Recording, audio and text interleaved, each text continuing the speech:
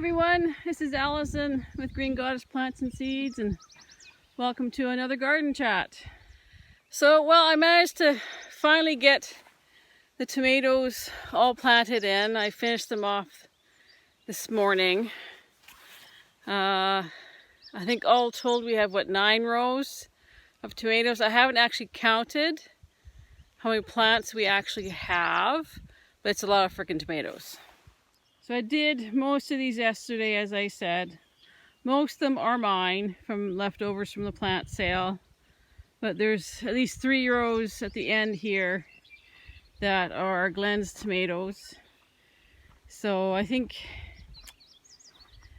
going forward we need to coordinate our efforts a bit. Do a little bit more coordinated planning.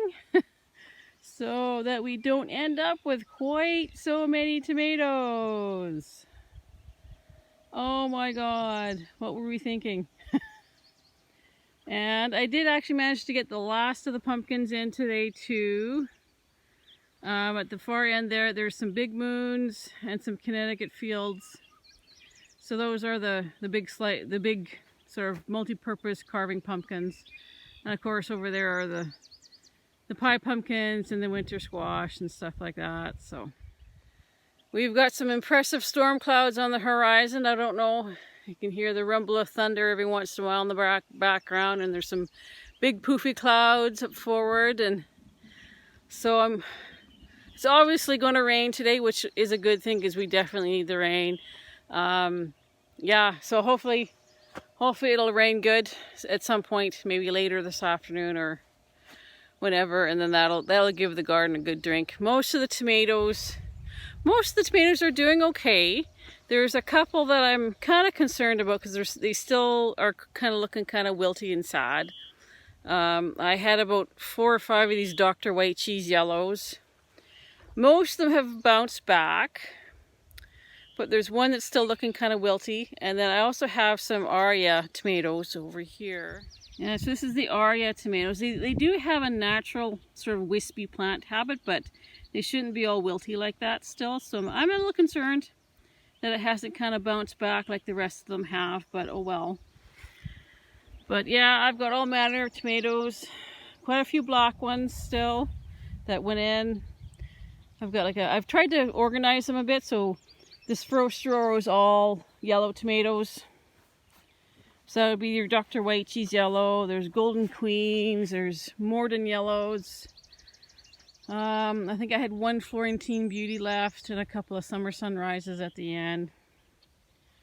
And then we got a row of black tomatoes and paste tomatoes and stripy ones. And then a row of cherry tomatoes. Row of red tomatoes.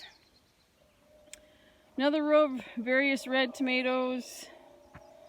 I think there's some striped ones in there too. I think there's some firework. And then we've got another row of cherry tomatoes. This row of cherries is almost entirely all Helsing Junction Blues. I had a ton of those left over from the sale. But it was actually my fault in a way. What happened with the Helsing Junction Blues is that the seed didn't come up. Or it seemed to take a long time to germinate, and I kind of panicked. So I planted more seed. And it still didn't come up, so I planted more seed, and it still didn't come up, so I planted even more seed, and then next thing you know, it's all coming up. So I had like a gazillion Helsing Junction Blues plants on my hands. I'm like, oh my God. I did use some of them as giveaways for the last bit of the plant sale that I did. I was kind of giving them away as freebies, but I still ended up with a whole bunch of leftovers. But there's another row of cherry tomatoes here, and another row of red ones. And then I think the rest of these are Glenn's, his Heinz 1439. So those are good processing tomatoes. So yeah, if you're looking for tomatoes, providing we get a nice good hot summer, good heat, and it started out hot, so. Like this past week was almost unbearable for the heat. But we're probably going to end up with another bumper crop of tomatoes. So if you're looking for tomatoes, we could probably set you up with a weekly supply if you're looking for some.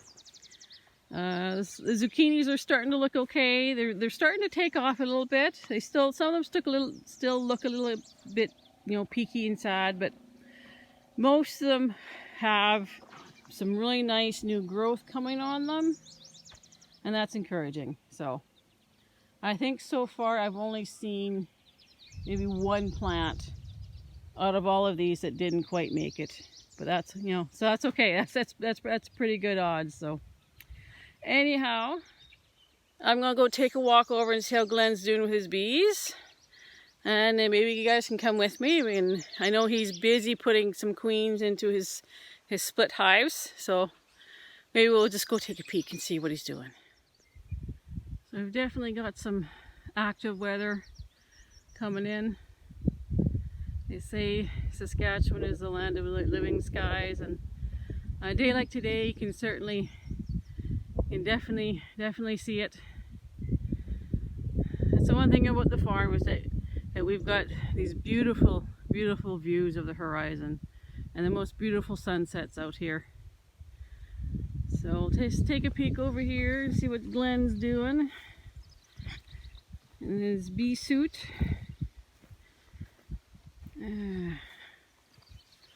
We won't get too close, we'll just, there he is, putting queens in his new queens that we picked up on Friday into his hives. So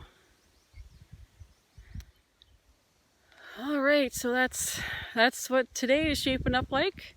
I don't know if I'll get any more planting done because of the rain that might be coming in.